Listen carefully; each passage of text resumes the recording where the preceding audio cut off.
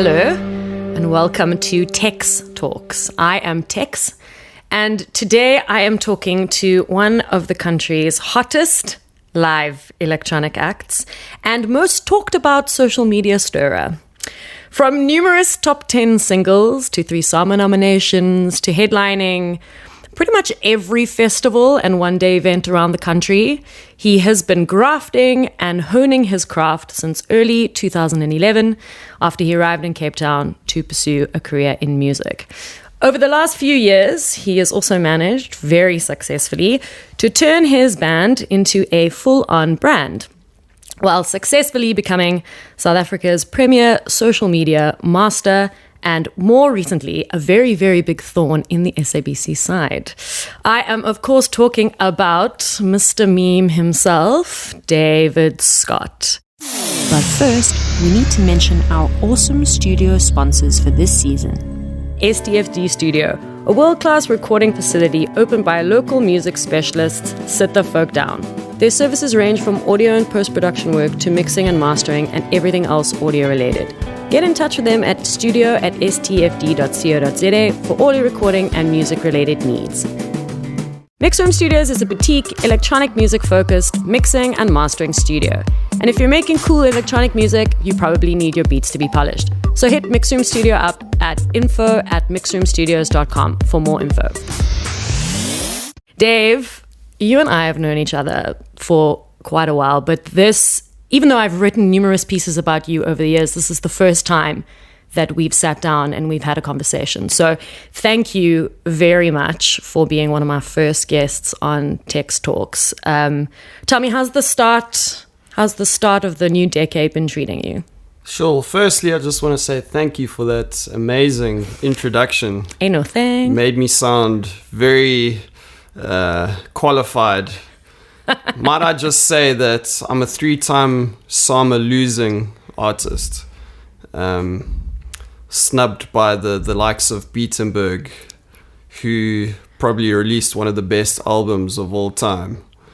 So I just want to start by saying well done to Beatenberg for beating me in which SAMAs was it? 2015, perhaps. 2015. But anyway, thank you. 2020 has been interesting so far. I don't know quite what to say. I mean, the coronavirus has hit us.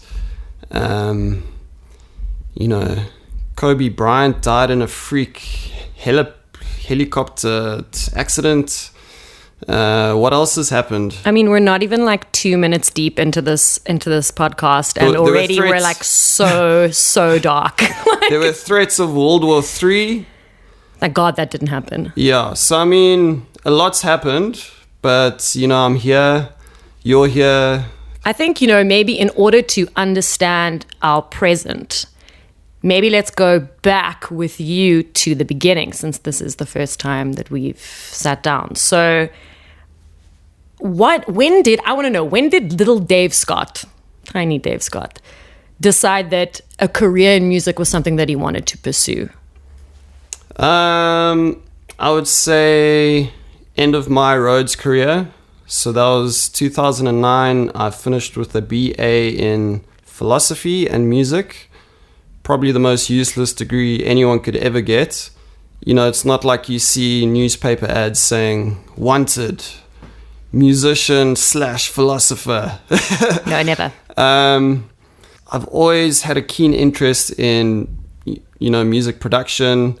It started in high school. I was fortunate enough to have a brother who introduced me to software like EJ. I don't know if you know EJ, but that's like going way back. I'm not very clued up technically, so I mean, you're schooling me hard today. So EJ was like little Lego blocks of music, like a beat and then a bass line and a synth that you could kind of piece together yourself. Got you. So that's kind of how I learned how to, just make a song from scratch. And then, we got introduced to other sort of free software on the internet, like Audacity. So I made a lot of songs in Audacity, kind of just taking samples from other songs and splicing them together. And, we're singing into those like computer mics. So this was when I was like 15, 16.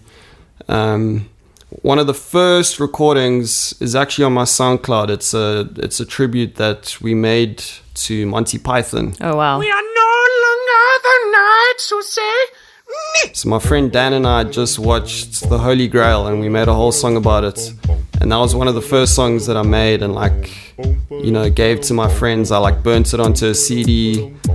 And what was the response like to that track? I went to Michael House, so it was mixed response. There were a lot of guys who were like, "Oh yes, bro, you got way too much free time, eh?" Or they're like, "Yes, bro, why are you so weird?" And I tried not to pay attention to those guys because my friends enjoyed what I was doing. And a really cool moment was I remixed the school anthem. Oh, wow. And I put it onto DC++, which is like the server where you can put stuff and people can download and share whatever. And before I knew it, everyone had the song in their Winamp player. And oh my God, Winamp player. So cool stuff was happening like that. When I went to Rhodes, I was remixing. I made a remix of Dancing in the Moonlight. Also, there was a Rhodes server that I put it onto, and I was at a braai, and I heard my song playing at this braai, and that was a crazy moment for me. So it all kind of started small. I was in a church that wrote all its own music. So this got me more into proper songwriting. I was writing songs for the church, and it was also just amazing to hear my songs being sung in his people, the church that I was at. That's crazy. So you're a bedroom producer essentially. You're remixing the school song. you're writing songs for your church. Where does the next step come in where you're like, okay, this is something I want to do full time? I think when I came to Cape Town to study sound engineering, that's when I really started taking it seriously, because this cool stuff was happening, but never did I think, this is eventually going to turn into a career. But just at the end of Rhodes, I didn't know what I wanted to do. I knew that I enjoyed making music. And, much to my parents' dismay, I said I want to pursue this properly. And yeah, I did really well at Cape Audio. I finished top of my class, and just because I think I was enjoying what I was doing. I was always kind of middle of the pack at school, but this was the first time I felt like I was really doing well, and excelling in something that I enjoyed. But then after that, I was on my ace. No more financial support from the parents. I had to go make a living. So I was living on people's couches and just trying to hustle shows. And I had one of those chats with my dad where he kind of sat me down and said, that if you want to just survive, not even enjoy things, to survive, you need to make at least 10,000 Rand a month. 10,000, okay.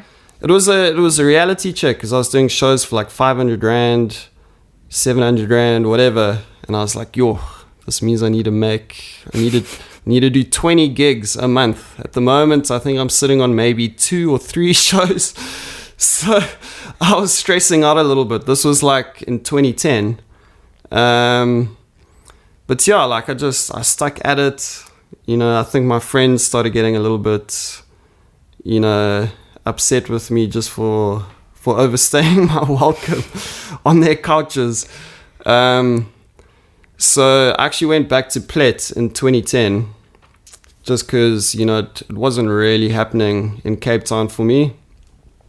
And I just, luckily, my brother was living there, and it was a place where I was quite welcome, and I didn't have to pay rent, thankfully, using my white privilege, And And yeah, I just kept hammering away at the music until it got good enough to get played on like 5FM. 100%. So the lineup for the Kiffness has changed a lot over the years. So you've had like Mvelo Shandu on bass, and you've had Clem Carr on keys and sax, and now the lineup the way that it is now, obviously with you at the helm, and then Raven Huntsman and Matthew Gold will join you every now and again. I've seen a few shows with him on like guest vocals.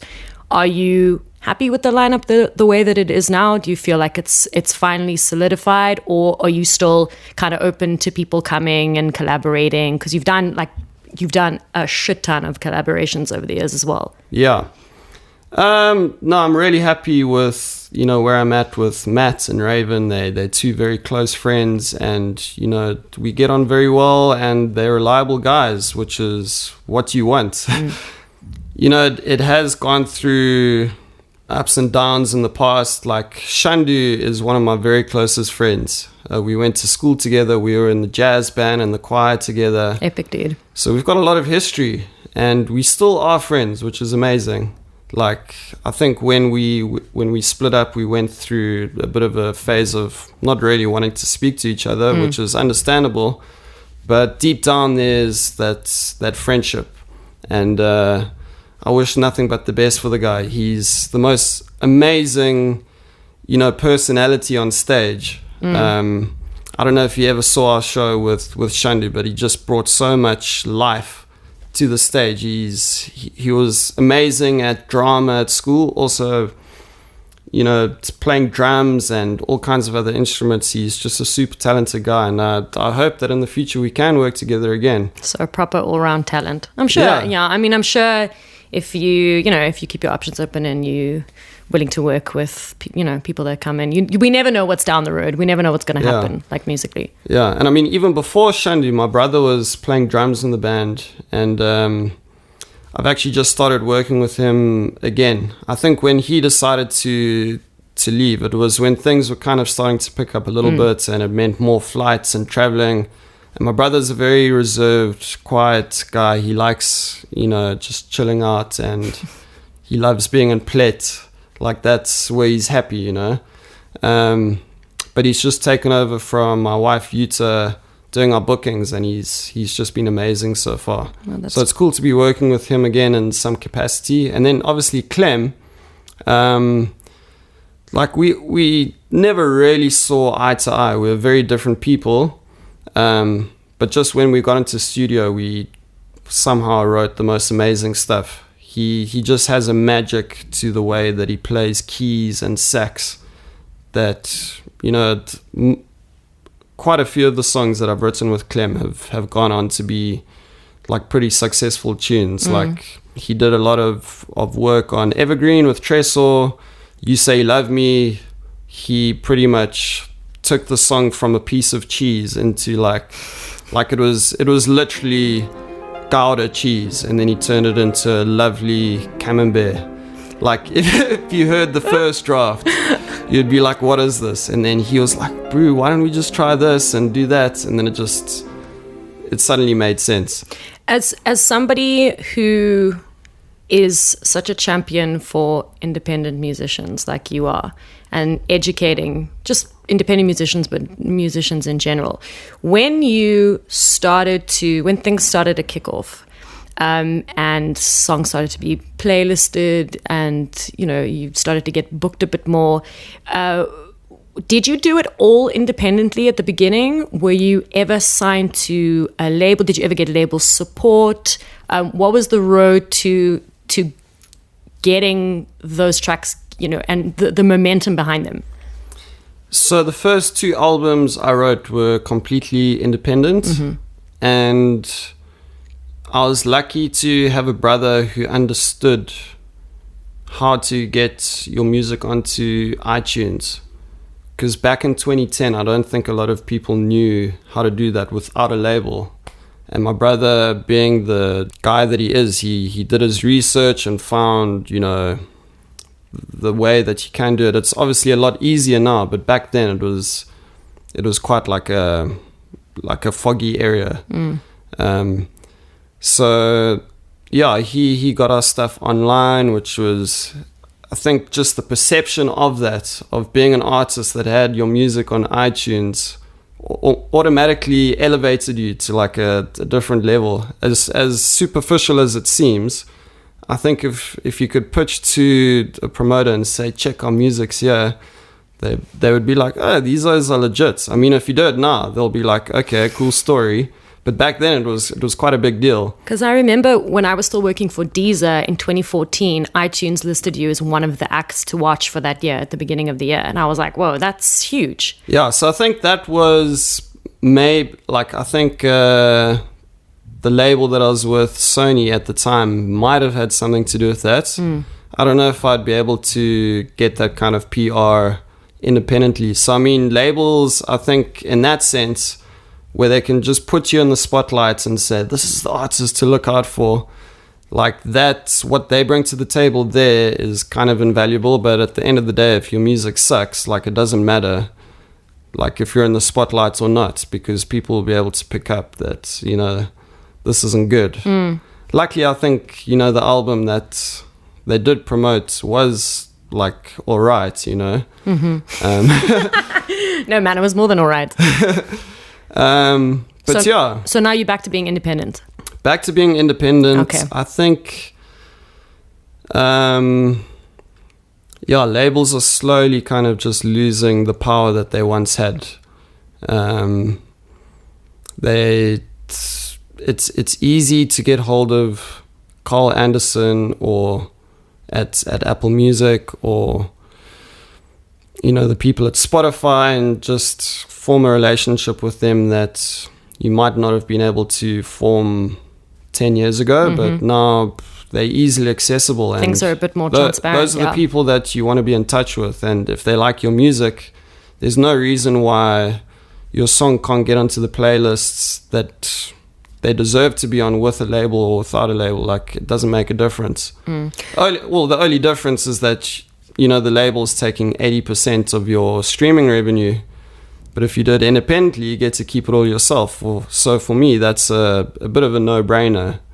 Well, I mean, you get to keep it all yourself if the SABC pay you, which brings me to we have to talk about the SABC, because last year in August, when you launched the no pay, you essentially told the SABC that they couldn't play your music because they owed you money. And I can't tell you, after you launched that campaign, how many conversations I had with musicians who A, didn't understand the difference between Samro and Sampra, and B, also had no idea that there was probably a really nice chunk of change waiting for them on the other side. So, you know, when it comes to different kinds of royalty streams. So when did you start asking that question, like, yo, where my money at? It was last year, not so long ago, actually, probably like mid 2019. I got a message from someone saying, did you know that you've got unclaimed royalties at Sampra? And I said, no, I didn't know that. I knew that I'd applied to become a member of Sampra quite a while ago. But that's as far as my relationship with Sampra went. I thought, you know, since I've applied and did everything that they asked me to, filled in all the forms, that I'm probably a member, but I didn't know much about them. So when I got this message, I did a little bit of research. I emailed them, I tried to phone them, and, you know, I just didn't get through. But then, I got through to them, but they kept saying, no, we'll let you know in 2 weeks what's happening. And then 2 weeks go by, you phone them, and then I said, 2 weeks ago you said, you know, you'll let me know what's happening. Am I a member? They'd be like, no, like something happened in the system. Check back in 3 weeks. So I could see this game they were playing. It was just like, whatever. It's another guy asking about his membership. And then I actually put in my calendar 3 weeks from that day.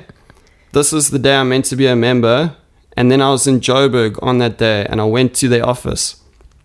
And I said, guys, I've been trying to become a member of Sampra for the last, 2 months.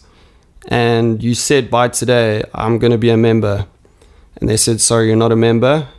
And I said, well, like, what am I meant to do? Like, how hard is this? Like, and then the lady looked at me and she said, wait, don't you have that song that goes, you say you love me? And I was like, yes, that's my song. She's like, I thought so, because I got your CD at home, because it's like a picture of my face. And then suddenly her whole mood changed, and she was like, okay, no, wait, let me just make you a member now.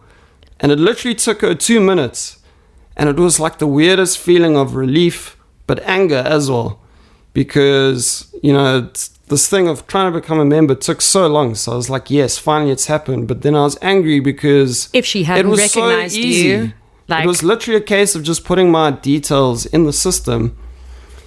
So anyway, once I was a member, I showed her all the songs which, you know, I haven't gotten my royalties for, because the whole system is basically screwed. There's a whole list of undocumented songs that have earned royalties, but, you know, just they've been misregistered at the radio stations or whatever. And what radio stations do is they'll put the name of the song and then in brackets SA to show that it's a local song. Mm-hmm. And that messes up everything. Just that alone, because if you misspell the name of the song or the artist, if you put an apostrophe in the wrong place, they don't pick it up. So you have to now like manually go to them and say, you know, this is my song. It's played all over the place.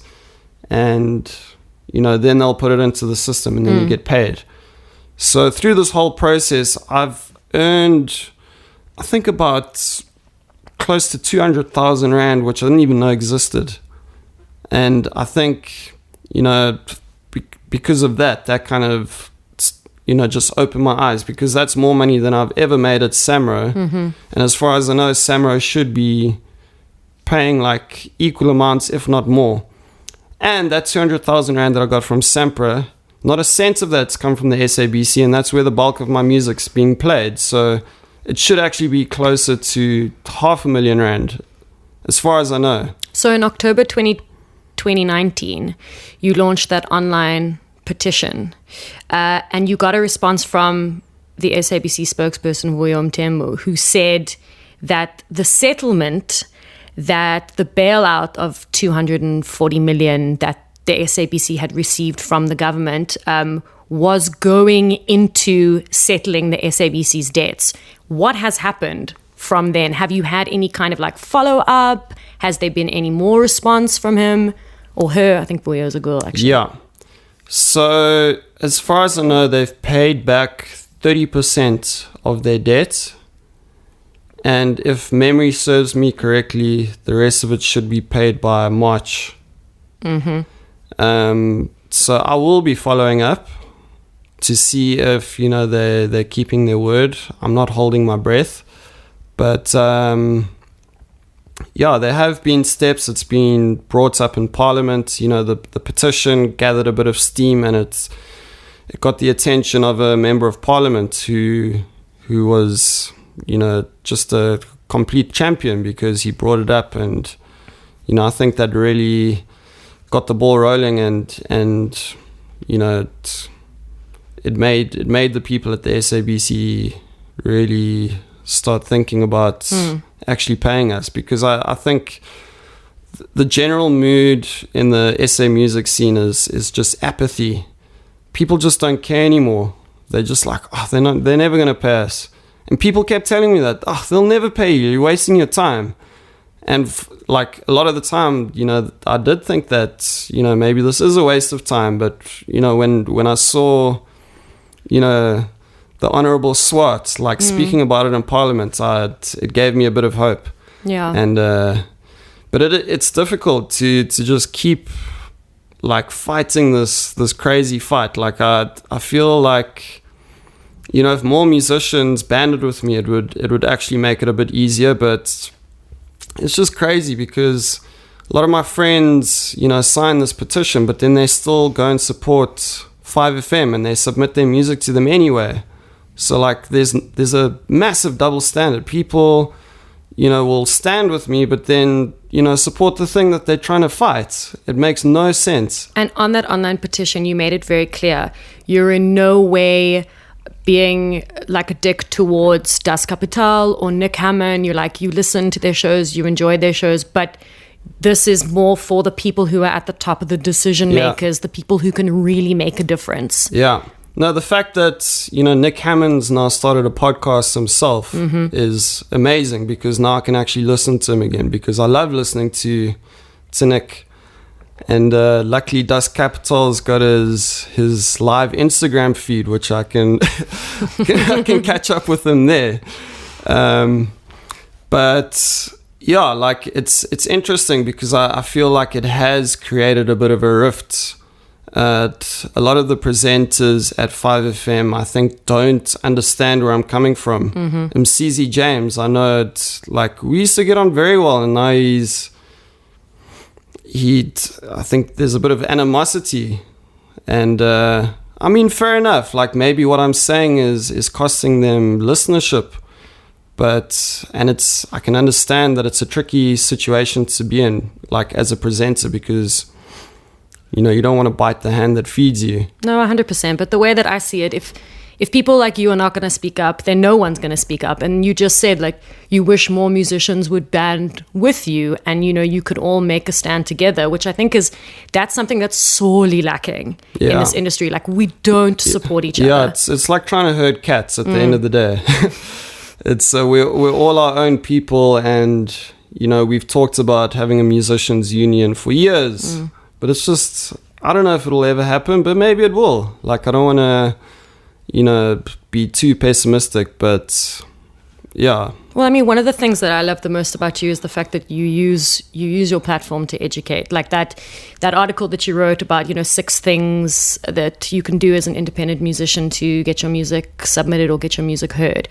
And I'll never forget, like, I think it was about maybe 2 weeks after you published that article, and all of a sudden Texx in the City started getting so many submissions. Amazing. And I was like, I don't know what's going on. So I went and I checked the back office to the site, and I saw that the referral links from the Kiffness were just like, they were in the hundreds. Amazing. And then I went to check, and then I saw you were like, Texx in the City is one of the sites that, if you submit properly, her and her team will listen to your music, and there's a really good chance that you could get featured on the site. So they carry on doing what you're doing. No, it's really cool. Like, I get messages from, guys I've never heard of or spoken to, guys that normally like creep into your DM, and they're like, yo, man, listen to my new song, man. I think it's going to be big.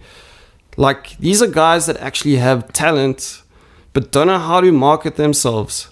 But they've now read what I've written, and they're doing it the right way. They're actually getting it out, and submitting their stuff to you and getting their stuff on playlists, because they're doing it the right way. They're uploading their music a month before release, so that the guys at Spotify and Apple can actually listen to it and see if it's good enough for their playlist. Like, these are things that people don't understand are really important, because you can have a really good song, but if you don't release it the correct way, if there's no strat behind it, then you're wasting your time.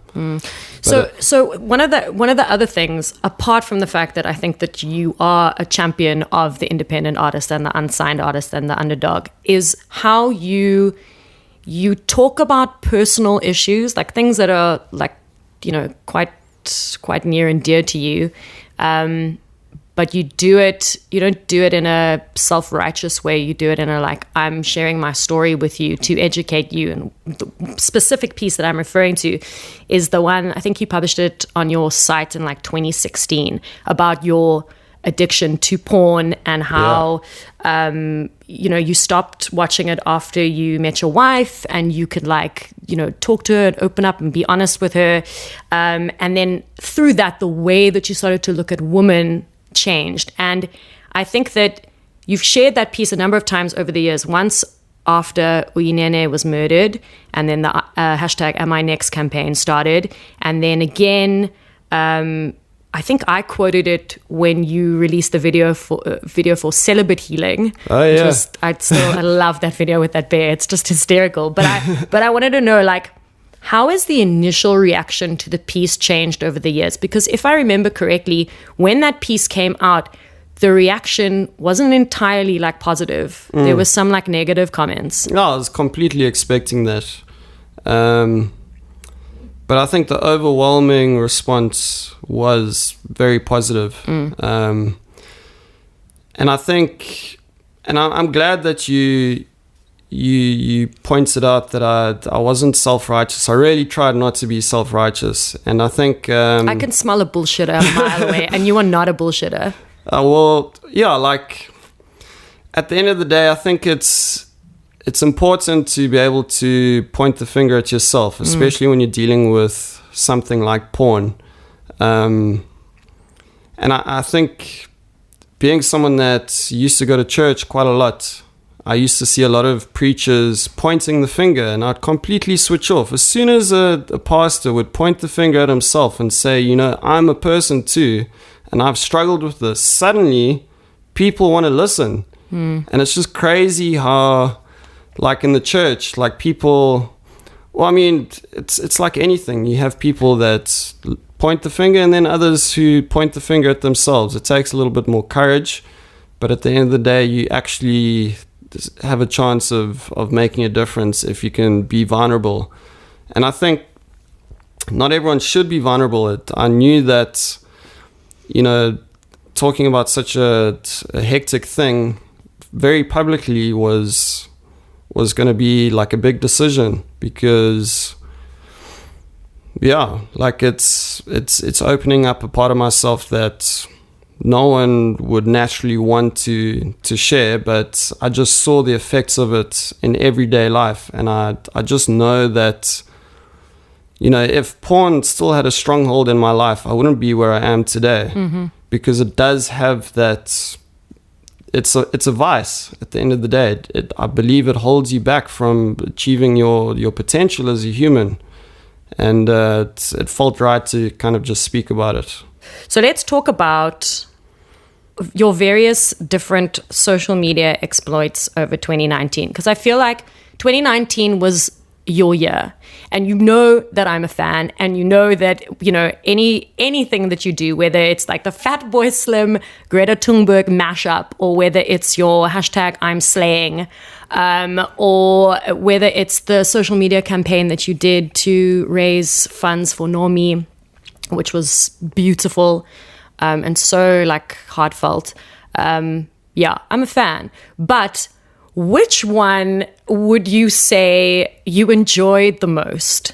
Like you enjoyed seeing it progress and develop, and the comments that came out of it? Because we all know social media can be a kind of, well, not a kind of, it can be a toxic place. Yeah. It's not necessarily like the best, but some of the reactions to the campaigns that you've done and the memes that you've launched have been hysterical. So what have been some of like your highlights or your favorites? I think seeing Fatboy Slim repost a video that I had made was a really cool feeling. Yeah,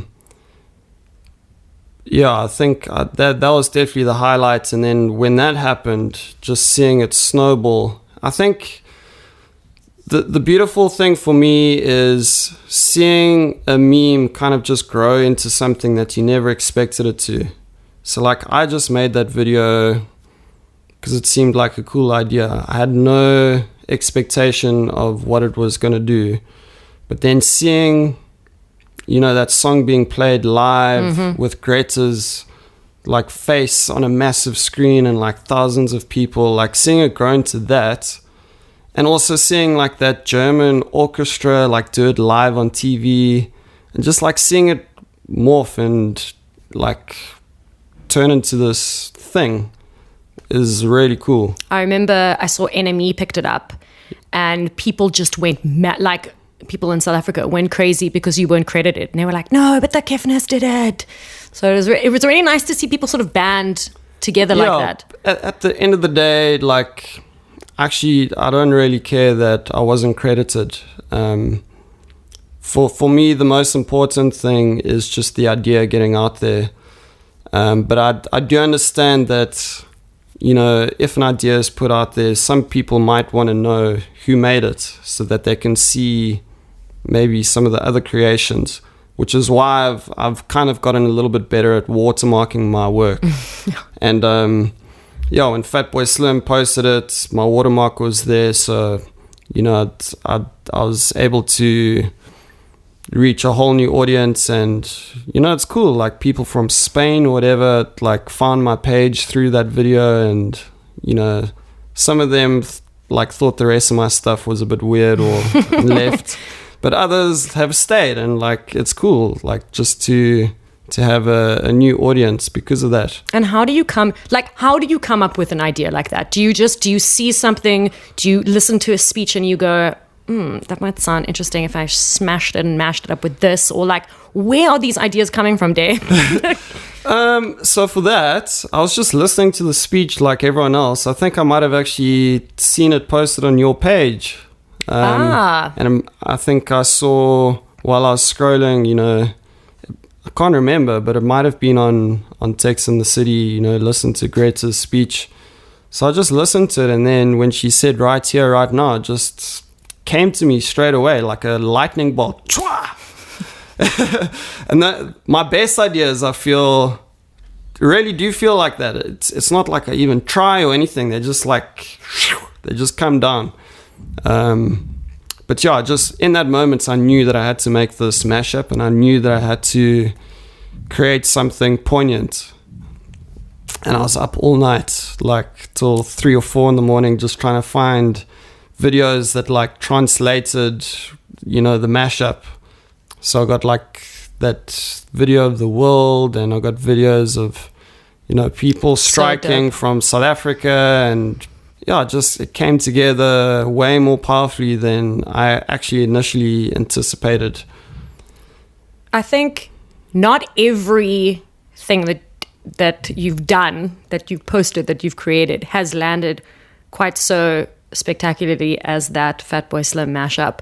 No, definitely. Sometimes things are not necessarily going to be as well received as you'd like. Like, I remember you posted a photo of you in the I'm Staying group with your visa, like in front of a computer, booking flights, and then the guy who created the Facebook page banned you from the page. What happened there? So I don't think he banned me himself. I think he's got like a group of moderators who are new and, you know, are still trying to learn the ropes. But what do you think the reason behind banning you from that Facebook group was? Do you think it was because they, you know, you were calling out like expats who? I think the place is like that page is like an Orwellian nightmare. You know, it's toxic positivity. It's just people blindly turning away from anything which might actually point to the truth. And just, you know, I'm all for positivity. Like, there's nothing wrong with being optimistic, but I just think anything that's contrary to the dialogue which they are trying to push is exactly like that George Orwell book, 1984. Yeah. I'm trying to show people that in a sort of satirical, light-hearted way that, you know, this is cool, but just be careful, you know, these people.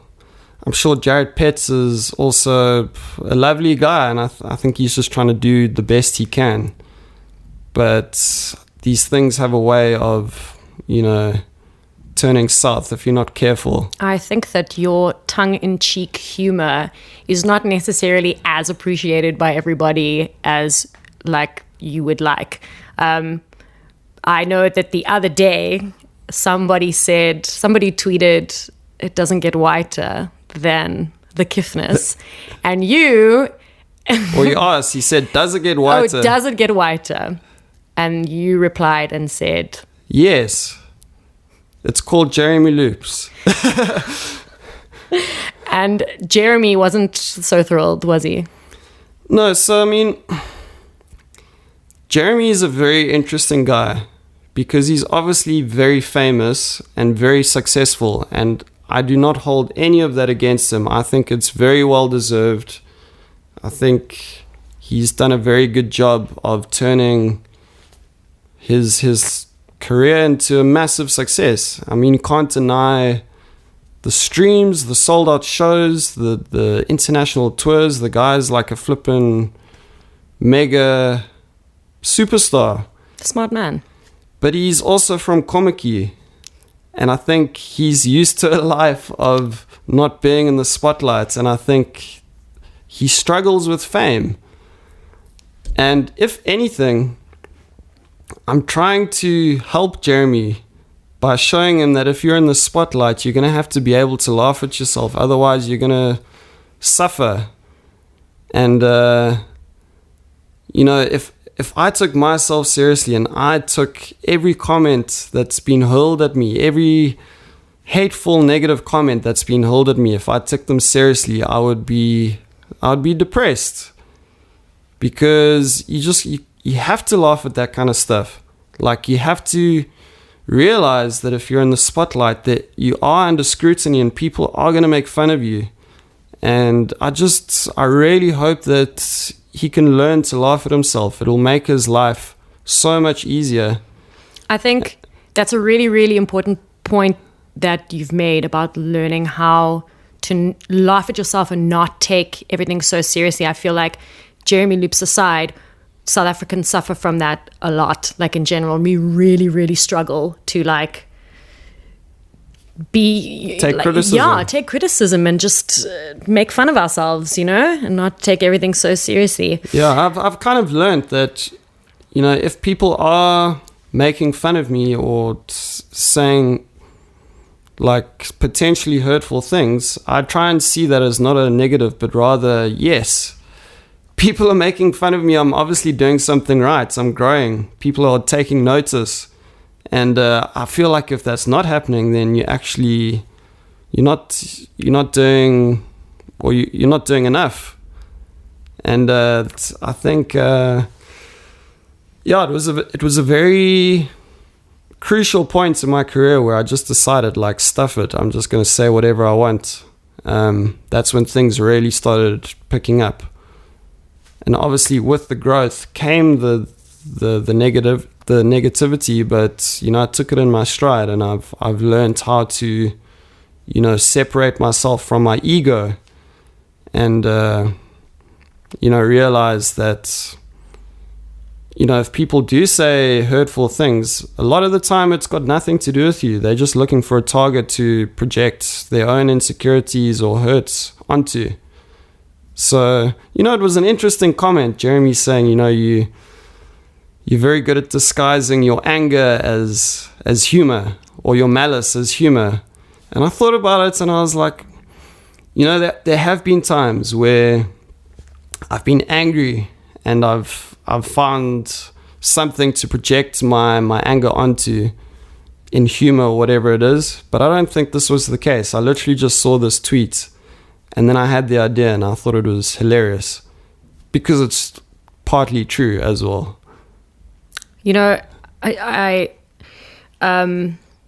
I think one of the things, there are a lot of things that I really dig about you, musically, but also as a brand and the way that you present yourself online.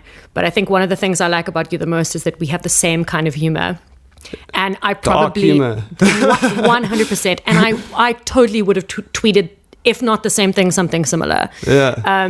And that's how I've gotten into a lot of trouble over the years. But I would much rather be who I am, than be fake or false or present myself in a way that people want to see. So yeah. But one last final thing before we wrap things up. I just want to know, going forward in 2020, new decade, I've always got my eye on your page for anything that might crop up at any time. But what are some of the plans and things you have in the pipeline? So I've started a side project under my own name, David Scott, which I wrote an EP during my travels in 2018 in Europe. And, you know, it was never the plan to write this EP, but just during my time in Europe with my wife, I was in a completely different headspace. I think just being away from South Africa and not being like recognized was quite refreshing for me. Being a stranger where no one knows who I am, like really just put me in a different world. And I wrote this 4-track EP. Well, I didn't know it was an EP back then, but you know, I had these 4 songs that sounded completely different to anything I'd ever written as the Kiffness, and I didn't know what to do with it. And then I realized, like, this is a part of me that's very different, like a part that I haven't really been able to express in the past. So let me just release it under my own name. And I got Danilo from Kuru Kuru to help me out, and he pitched it to Platoon. They liked it, and now it's done really well on Spotify and Apple Music. And it's quite strange because I've got more streams on, you know, a 4-track EP than I think the Kiffness put together over 10 years. Like, it's crazy how it's just like blown up on Spotify. But I haven't done one gig as David Scott, so I think there might be an opportunity for me to start DJing under my own name. Who knows, it might work, it might not. Like, I've tried it in the past, but promoters always say, well, why don't we just promote it as the Kiffness DJ set? And then I'm like, okay, cool, we'll just do that. But I think this is just very different to the Kiffness. Well, I'm incredibly excited to see how your Dr. Jekyll, Mr. Hyde project unfolds. You know, I've always got my eye on your socials just in case, but I just wanted to say thank you for joining me at the Folk Down Studios in Woodstock, Cape Town today. Yeah, thank you. No, it was a great pleasure, and whoever's listening, I hope you enjoyed it.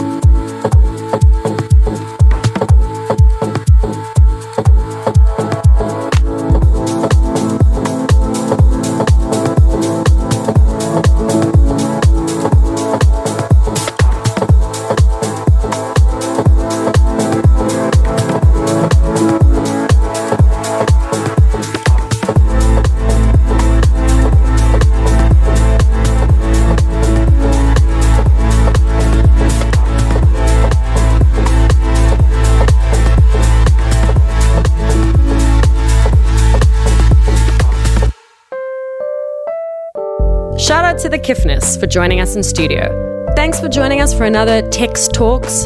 Check out textinthecity.com for more episodes. Don't forget to subscribe to our podcast and listen to Texx Talks on all good streaming platforms.